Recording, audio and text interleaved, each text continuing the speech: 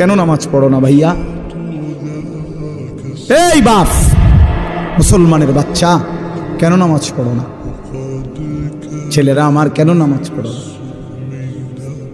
কেন নামাজ পড়ো না? মালিক আর কেমনে বললে নামাজ পড়তে?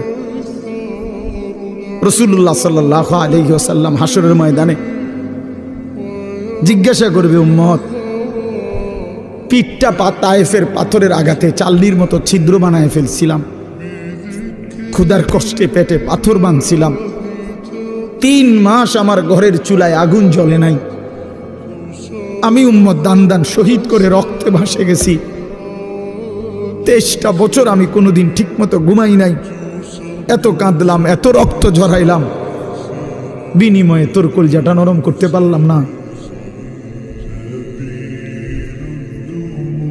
তোর দিলটা নরম করতে পারলাম না উম্মত। আমি আর কত কাঁদলে তুই আমার কথা শুনতা? আমি আর কত রক্ত ঝরাইলে আমি নবীর কথা মনে পড়তো? বলেন, কি বলবেন ভাই? বলেন, কি জবাব হতে পারে তখন? আল্লাহ